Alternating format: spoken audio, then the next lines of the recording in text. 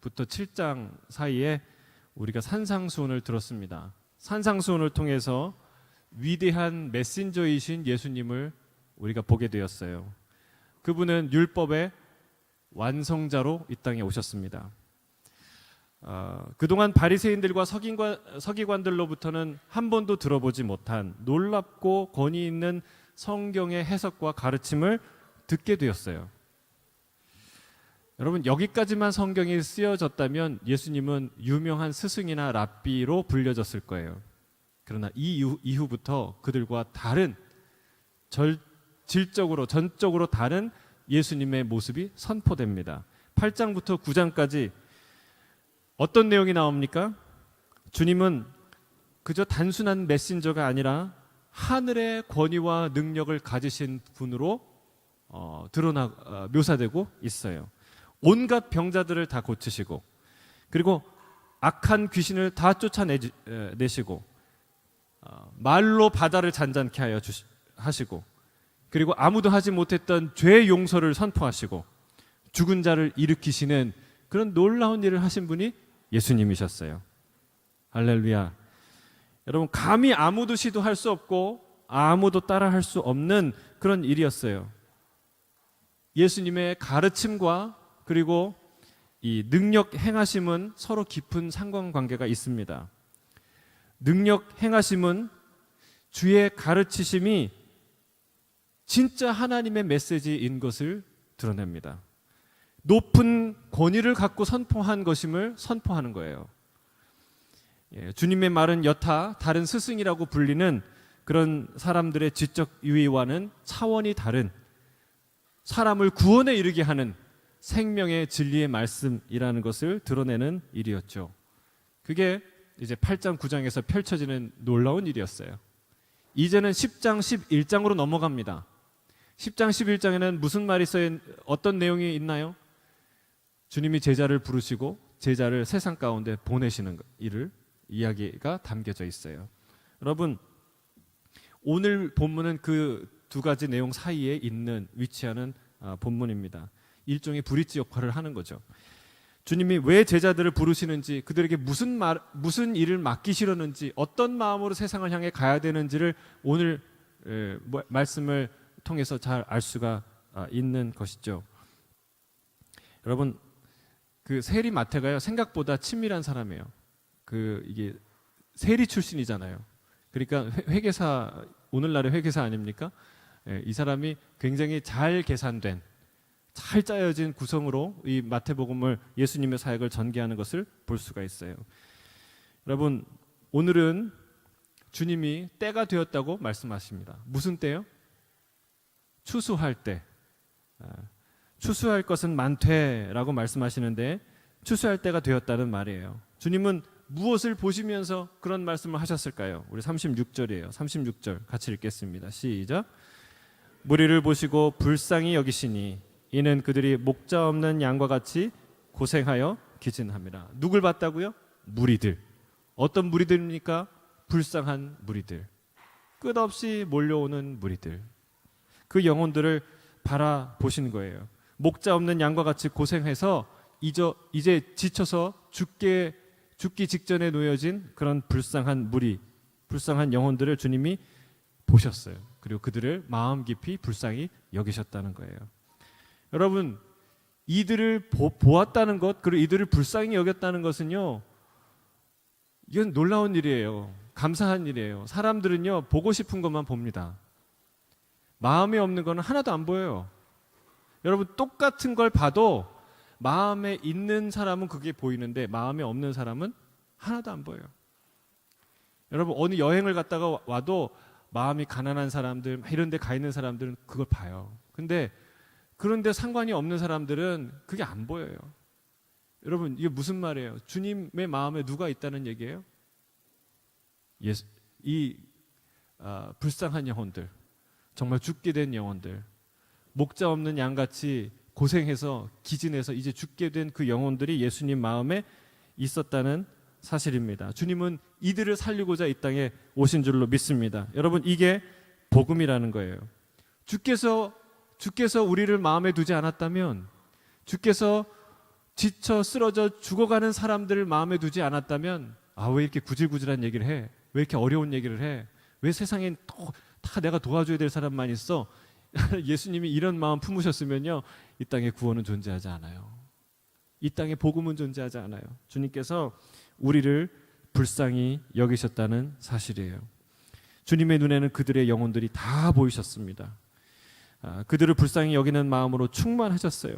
주님은 그들을 구원, 곧 추수할 마음으로 이 땅에 오셨다는 사실입니다. 그 마음으로 지금 충만한 때에 이 마태는 그 이야기를 전개하고 있는 거예요. 주님은 더 이상 그들을 고통에 두실 수가 없었어요. 그 마음을 더 간절하게 한 것은 뭐냐면 끊임없이 주님 앞에 몰려 나오는 영혼들이라는 사실이에요. 끊임없이 몰려왔어요. 진리에 목마른 사람들도 왔고, 몸이 아픈 사람들 뿐만이 아니라 심지어는 이방인들도 왔어요. 유대인과 상관이 없었던 이방인들 왔고, 죄인들도 왔고, 그리고 예수님을 배척하고 좀 멀리했던 사람들 중에 바리새인들 혹은 회당장까지 주님 앞에 나오는 놀라운 일들이 있었어요. 여러분, 이 사람들은 어떤 사람들이었습니까? 주님께 나오는 사람들은요, 꼼짝도 못하는 중풍병자 환자들, 죄인 취급받던 세리, 그리고 하나밖에 없던 딸이 죽게 된 회당장, 온 가산을 탕진한 혈류병 여인, 이런 사람들, 더 이상 갈 곳이 없는 사람들, 더 이상 만날 의사가 없는 사람들, 더 이상 가진 것도 없는 사람들, 더 이상 살 소망까지 없는 사람들, 그런 사람들이 계속해서 주님께로 나왔다는 사실이에요. 여러분, 오늘은 누가 나옵니까? 두 맹인이 주님 앞에 나와요. 두 맹인이, 이들은 숨을 죽이며 말없이 예수님의 옷자락을 만졌던 그 혈류병 앓던 여인과 전혀 다르게 행동을 합니다. 그들이 소리치죠. 물론 뵈는 게 없으니까 소리를 쳤겠죠. 아니, 보이는 게 없으니까 소리를 쳐야 자기를 호소할 수 있으니까 그렇게 했겠죠. 그러나 매우 담대하게 소리를 칩니다. 주님 앞에서. 27절이에요. 같이 읽겠습니다. 시작. 예수께서 두 맹인이 따라오며 소리질러 이르되 당신의 자손이여 우리를 불쌍히 여기소서 하더니, 다윗의 자손이여 우리를 불쌍히 여기소서. 여러분, 이 얘기를 듣고 주님이 가시던 길을 멈춥니다. 그리고 그들을 돌아보세요. 아마도 이들의 소리가 주님의 귓가에 계속 맴돌았던 것 같아요. 오늘 본문 마지막 부분에 보면 희어져 추수할 때가 되었다, 무리를 보시고 불쌍히 여기셨다, 이 말이 있는데, 아마도 우리를 불쌍히 여기소서, 이 말이 너무나 간절히, 너무나 가슴에 와닿는 그 소리로 맴돌았던 것 같아요. 주님이 그들의 소리를 듣습니다. 여러분, 맹인이 따라가면서 소리를 질렀다고 얘기하는데, 여러분, 맹인이 어떤 사람을 따라가는 게 쉬울까요? 어려울까요? 생각해 보세요. 눈뜬 사람이 맹인을 따라가는 건 쉬운데, 맹인이 앞이 보이지 않는 사람이 눈뜬 사람을 따라가는 거 어려워요. 얼마나 어렵겠습니까? 얼마나 절박했겠습니까? 여러분, 그런데 중요한, 이 사람들이 대단한 점이 하나 있어요. 이분들이 대단한 게요, 체념하지 않았다는 거예요. 이들은 체념하지 않았어요. 여러분, 생각해 보세요. 요즘같이 의술이 발달한 시대에 안구를 이식한다든지 병을 고친다든지 해서 실명의 위기에 있는 사람들이 회복되는 이야기들을 들었겠지만, 근데 이때는 그런 의료 기술이 발달되어 있지 않은 때였죠. 수많은 맹인이 그 시대에 있었을 텐데 그들은 맹인으로 살다가 맹인으로 죽었을 거예요. 그래서 당대의 많은 장애인들은 그저 그렇게 살다 죽겠거니 체념하며 살았을 텐데, 이들은 체념하지 않았다는 거예요. 포기하지 않았다는 거예요. 예수님께서 고치실 수 있다고 믿었고, 그리고 예수님께서 우리의 병을 고치실 거라고 믿었고, 그리고 예수님이 오시기까지 기다렸고, 그리고 예수님이 오시자 그분 앞에 나아가서 간청했다는 사실이에요. 여러분, 아마도 있는 힘껏 불렀겠죠. 왜냐하면 예수님이 1m 앞에 있는지 10m 앞에 있는지 알 수가 없으니까 아주 자기가 할 수 있는 최선을 다해서 힘껏 불렀을 거예요. 사람들이, 옆에 있는 사람들이 뭐라 그럴까요? 잘한다. 아유, 불쌍하다. 예수님 이 사람 얘기 좀 들어보시죠. 그랬을까요? 짜증났을 거예요. 화가 났을 거예요. 예수님 모시고 어디 가서 좋은 얘기 듣고 싶은데 이렇게 귀찮은 일들이 생기니까. 그래서 사람들이 뭐라고 합니까? 조용하라. 좀 그랬을 거예요. 그런 사람들의 방해에도, 그런 수모에도 불구하고 이 사람들이 체념했나요? 포기했나요? 포기하지 않았어요. 여러분, 포기하지 마시길 주의 이름 축복합니다. 포기하지 마세요. 체념하지 마세요. 주님 앞에서 끝난 게 아니에요. 더 큰 목소리로 얘기합니다. 다윗의 자손이여 우리를 불쌍히 여기소서. 이렇게 얌전하게 얘기 안 했겠죠. 비명 지르듯 했겠죠. 여러분, 그들의 간구는 짧았으나 강력했고 길지 않았으나 그러나 충분했습니다. 그 한 문장에 그들의 모든 마음을 다 담았어요. 다윗의 자손이여 우리를 불쌍히 여기소서. 이 말은 당신이 바로 구약 성경에서 얘기하던, 하나님이 우리에게 약속했던 바로 그 선지자, 그 메시아, 그 구원자임을 우리가 믿습니다 라는 고백이죠. 그리고 또한 낫기를 원하나 나을 방법도 없고 기회도 없는 우리를 불쌍히 여기셔서 우리를 낫게 하여 주십시오. 우리를 고쳐 주시옵소서. 당신에게는 그럴 만한 능력이 있습니다 라는 호소입니다. 주님은 그들의 간구를 들으시죠. 걸음을 멈추시죠. 주님은 예수님의 이름을 부르며 진정으로 호소하는 그곳에 발길을 멈추는 줄로 믿습니다. 두세 사람이 내 이름으로 모인 곳에 내가 그들과 함께 하리라고 말씀하셨어요. 여러분, 진심으로 주의 이름을 부르는 자들에게 주님은 발걸음을 멈추세요. 그들의 간절한 마음은 그 한마디에 담겨 있던 것이죠. 우리를 불쌍히 여기소서. 여러분, 우리도 이런 기도해야 되는 줄 믿습니다. 우리를 불쌍히 여기소서. 나를 불쌍히 여기소서. 여러분, 이런 기도 자존심 상해서 못 하시는 분들이 계세요. 여러분, 자존심 빨리 꺾으시길 바랍니다. 예. 나는 누구의 동정을 받기 싫어 하는 그런 사람들이 있어요. 예. 사람들의 동정은 안 받아도 좋아요. 예. 사람들의 동정은 그렇게 중요한 게 아니에요. 그러나 하나님 앞에서는 그런 태도를 취하면 안 된다는 거예요. 우리 모두는 실상 주님 앞에서 모두 불쌍한 존재인 줄로 믿습니다. 여러분, 주님은요, 자신을 안다고 하고 내가 앞길을 본다고 하고 진리를 분별한다고 하지만 자기를 보지 못하고 자기의 벗은 것을 보지 못하고 자기의 가난하고 초라한 것을 보지 못하는 자들을 향해 일갈하십니다. 요한복음 9장 39절에서 41절이에요. 같이 읽겠습니다. 시작. 예수께서 이르시되 내가 심판하러 이 세상에 왔으니 보지 못하는 자들은 보게 하고 보는 자들은 맹인이 되게. 바리새인 중에 예수와 함께 있던 자들이 이 말씀을 듣고 이르되 우리도 맹인인가? 예수께서 이르시되 너희가 맹인이 되었더라면 죄가 없으려니와 본다고 하니 너희 죄가 그대로 있느니라. 너희가 못 본다고 한다면 차라리 죄가 없겠지만 너희가 본다고 하니 너희 죄가 그대로 있다. 여러분, 우리가 주님 앞에서 못 보는 것, 내가 헐벗은 것, 내가 알지 못하는 것, 내가 가난한 것, 주님 앞에 호소해야 되는 줄로 믿습니다. 여러분, 그거 잘 안 보이세요? 그러면 보여달라고 해야 돼요. 내가 얼마나 무지한지, 내가 얼마나 헐벗은 존재인지. 여러분, 더 나은 사람이 어떤 사람입니까? 자신의 처량함을 아는 사람. 그 사람이 더 나은 사람이에요.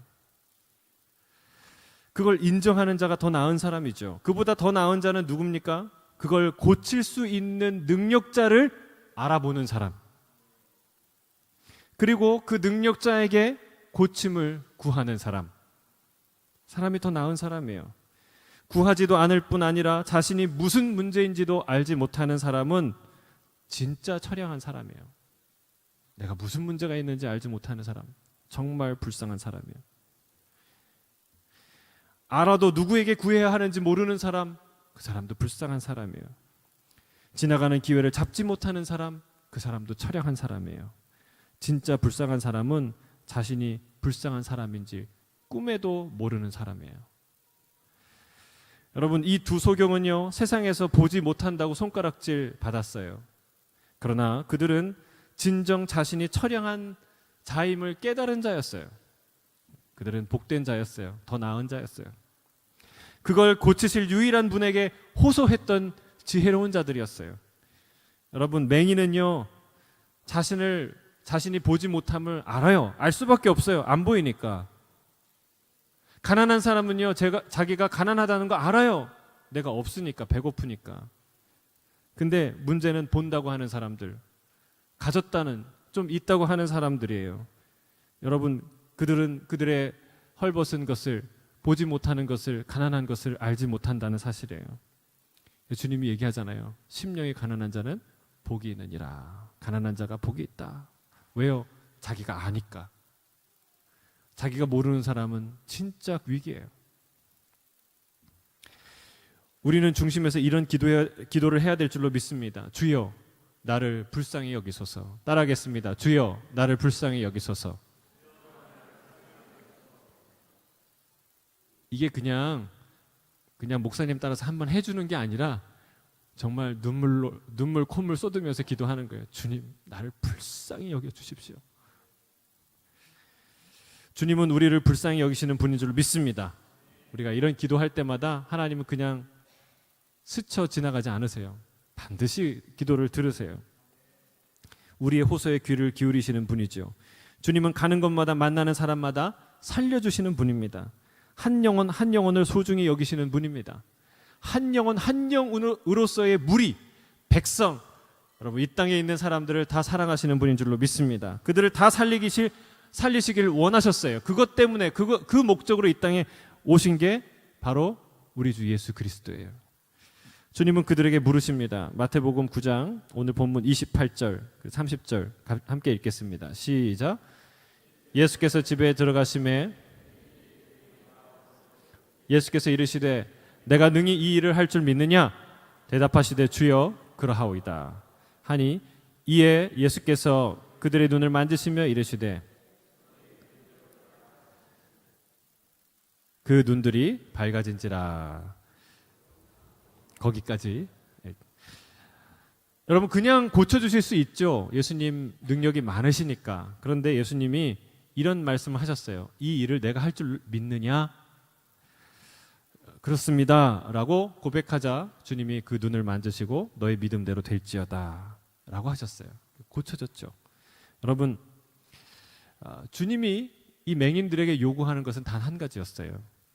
돈을 달라고 얘기하지 않았어요. 너 그거 고치려면 어마어마한 돈이 필요한데. 높은 헌신을 요구하지 않으셨어요. 너 앞으로 나시린의 헌신도 하고 11조도 드리고 제사도 드리고 그리고 선교사로 가고, 이런 헌신 요구하지 않으셨어요. 주님이 요구하신 거 딱 한 가지예요. 뭐예요? 믿음이에요. 믿느냐? 여러분, 약은 받으면 먹거나 바르면 돼요. 하나님의 능력은 어떻게 해야 되는 거예요? 하나님의 능력은 믿는 거예요. 하나님의 약은 먹어야 효과가 난다면 하나님의 능력은 믿어야 나타나는 거예요. 어떤 약은 먹으면 살고 안 먹으면 죽는 것처럼 우리의 영혼은 주를 믿으면 살고 안 믿으면 죽는 거예요. 주님은 영혼을 살리시는데 믿는 영혼을 살리세요. 믿기만 하면 구원을 얻는 이 놀라운 은혜를 주셨어요. 여러분, 믿기만 하면 구원받는 이 은혜가 얼마나 경이롭고 놀랍고 위대합니까? 여러분, 주님이 구원을 위해서 하늘의 별을 따오라는 이런 얘기 안 해요. 바다를 건너가서 금을 캐오라 이런 얘기 절대 안 해요. 하나님의 말씀은 항상 할 수 있어요. 쉬워요. 여러분, 사랑받으라 말씀하지 않고 사랑하라 얘기했죠. 여러분, 사랑받는 게 가능합니까? 그 사람이 사랑해 주지 않으면 못 받아요. 여러분, 그런데 사랑은 내가 할 수 있는 거예요. 용서하라. 여러분, 용서받으라고 하지 않았어요. 여러분, 용서받는 건 그 사람한테 칼자루가 있는 거예요. 근데 용서하는 건 내가 할 수 있는 거예요. 여러분, 하나님이 명령하신 건 다 내가 할 수 있는 것들이에요. 할 수 없는 게 아니에요. 여러분, 구원의 문을 활짝 여셨는데 그 구원의 문으로 들어가는 놀라운 비밀이 있는데 그게 믿음이라는 거예요. 믿음. 할렐루야. 여러분, 이건 놀라운 은혜예요. 우리가 하나님이 돈을 요구하지 않고 하나님이 다른 헌신을 요구하지 않고 하나님이 믿음을 요구하신다는 거예요. 이들은 이렇게 얘기하지 않았습니다. 내 눈을 뜨게 하시면 그러면 믿겠습니다. 이 얘기하지 않았어요. 여러분, 우리가 대부분 그래요. 주님, 이거 응답하시면 내가 살아계신 하나님께 찬양하겠습니다. 살아계신 하나님께 영광 돌리겠습니다. 여러분, 천만의 말씀이에요. 여러분이 영광 안 돌려도, 우리가 영광 안 돌려도 하나님은 영광 가운데 계신 분이에요. 여러분, 하나님의 그 놀라운 능력을 누가 경험하느냐? 믿는 사람이에요. 믿음을 가진 사람들이죠. 이들은 이미 주님의 치유하실 것을 믿었던 거예요. 그리고 그 치유가 임했습니다. 주님이 능히 나를 치유하실 분이라고 믿습니까? 능히 내 문제를 해결하실 분이라고 믿습니까? 하나님이 지금 내가 보기에는 사망의 음침한 골짜기 같지만 하나님이 나에게 가장 좋은 길, 가장 선한 길, 가장 위대한 길로 나를 인도하신다고 믿으십니까? 아멘. 아멘. 여러분, 하나님이 이것저것 해서 내 인생에 믿음이 생기는 게 아니라 믿음을 가지고 주님과 동행할 때 내 인생에 기적이 일어나는 거예요. 여러분, 믿음 없는 자에게 치유가 임하면 어떤 일이 일어날까요? 하나님이 왜 믿음을 요구하실까요?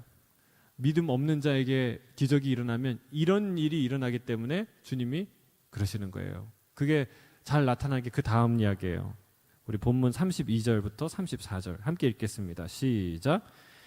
그들이 나아갈 때 귀신 들려 말 못하는 사람을 예수께 데려오니 귀신이 쫓겨나고 말 못하는 사람이 말하거늘 무리가 놀랍게 여기 이르되 본 적이 없다 하되 바리새인들은 이르되 그가 귀신의 왕을 의지하여 귀신을 내어 쫓는다 하더라. 여러분, 이들이 치유받고 나가자 다른 사람, 맹인들이 치유받고 나가니까 다른 사람이 들어오는데 이 사람이 귀신 들려갖고 말을 못하는, 아마 강력한 귀신이 들렸던 것 같아요. 사람들이 깜짝 놀랐던 걸 봐서 주님은 이 사람과 대화하지 않습니다. 내가 낫기를 원하느냐? 아까는 대화했잖아요. 내가 이거를 할 줄로 믿느냐? 이런데 그런 거 안 물어봐요. 왜 그럴까요? 여러분, 귀신 들렸기 때문에 그래요. 귀신은요, 귀신 들리면 일종의 강도 만난 사건이에요. 강도가 칼을 목에 들이대고 있는데 자신의 의사를 마음대로 표현할 수 있겠습니까? 완전히 장악됐는데. 여러분, 테러리스트가 총을 가지고 폭탄을 가지고 그 사람을 겁박하고 있는데 협상이 되겠습니까? 나 살려주세요. 그 얘기는 마음대로 할 수 있겠습니까?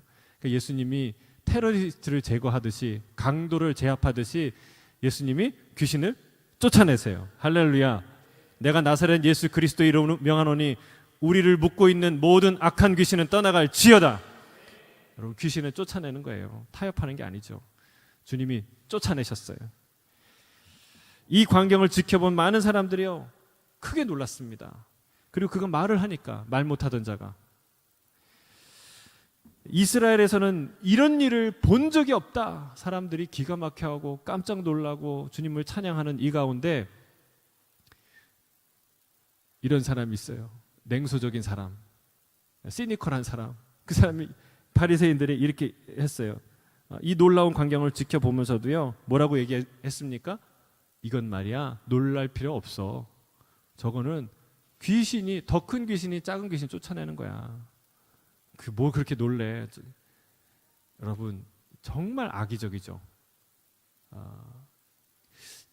이게요, 사실은 어마어마한 범죄예요. 저 유명한 바알세불 논쟁인데, 그거는 마태복음 12장에 가서 예수님이 분명하게 정죄하십니다.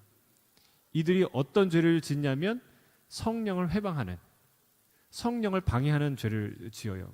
누구도 용서받을 수 없는 그런 죄를 짓는 것이죠. 그러나 예수님은 이때 말하지 않고, 여러분 말하지 않고 지나간 적이 한두 번이 아니겠죠. 예수님이요. 네, 이렇게 바리새인들이 예수님을 냉소합니다. 여기서 주목할 것은요, 우리가 주목하고 기억해야 될 것은 믿음 없는 자들이 치유를 바라보는 방식이에요.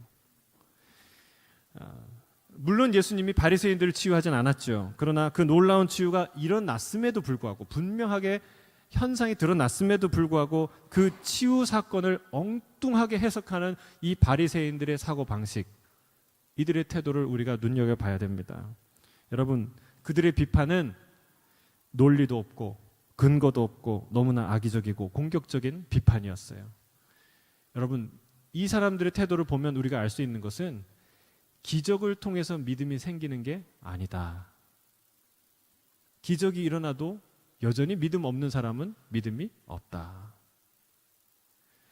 더 하나, 믿음이 없는 사람에게 일어난 기적은 오히려 더 그에게 큰 화로 임할 수 있다라는 사실이에요. 주님의 치유가 오히려 더 큰 범죄를 저지르는 기회가 되었던 것이죠. 그들은 용서받지 못할 범죄를 저지릅니다. 믿음 없는 자에게 임한 치유는 허사가 될 뿐이에요. 마치 개가 토한 것을 다시 먹듯이, 목욕한 깨끗한 돼지가 다시 더러운 우리에 눕는 것과 같은 일을 그들이 하는 것이죠. 그래서 주님은 믿음 없던 고향에서는 능력을 행하지 못하셨어요. 그 기적이 오히려 재앙과 심판을 쌓는 결과를 도래할 수 있기 때문에 그렇습니다. 여러분, 어설픈 기적을 체험한 자들이 오히려 나중에는 주님을 대적하는 자로 돌변할 가능성이 많다는 거예요. 그래서 우리가 기억해야 돼요. 뭘 기억해야 돼요? 기적 함부로 구해서는 안 되겠다. 이게 아니라 기적을 구하세요. 주님이 오늘 마지막 10장 1절에 제자들에게 병 낫는 치유의 기적과 권능을 주셨다고 하잖아요. 할렐루야. 기적을 구해되지 말아야 되겠다가 아니라 뭐가 먼저라고요? 믿음이 먼저다. 담대한 믿음이 기적을 행하게 하는 거예요. 약은 먹어야 약은 구경해야 효과가 나는 게 아니죠. 여러분, 기적은 어떻게 해요?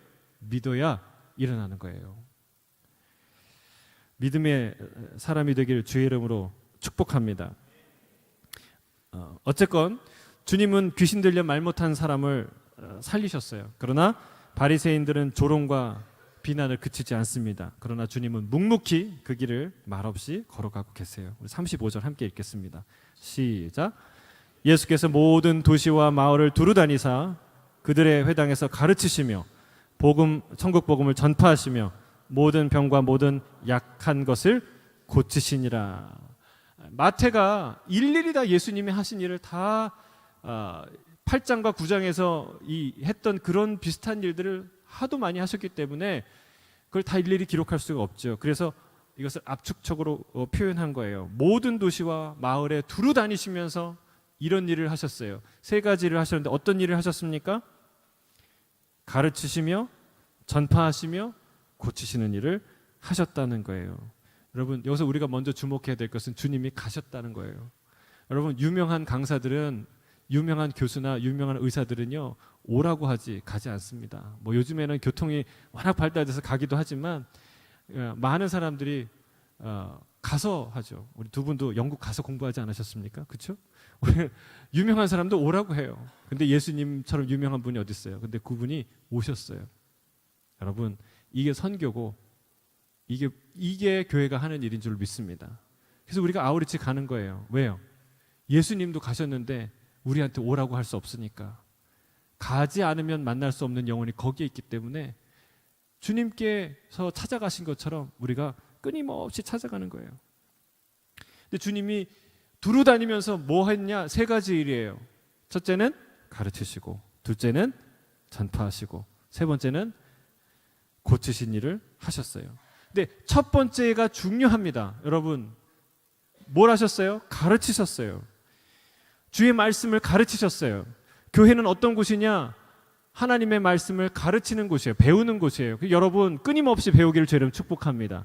그리고 가르치시기를 바랍니다. 여러분 그 에베소 교회에 두란노를 세우고 3년 동안 가르쳤잖아요. 그리고 나서 여러분 그들이 다른 사람을 또 가르쳐야 되는 거예요. 그리고 떠났어요. 여러분 3년이 돼도 한 영혼도 가르치지 못한다. 그럼 회개하셔야 돼요. 30년이 됐는데 내가 성경을 어디를 펴도 가르칠 데가 없다. 회개해야 돼요.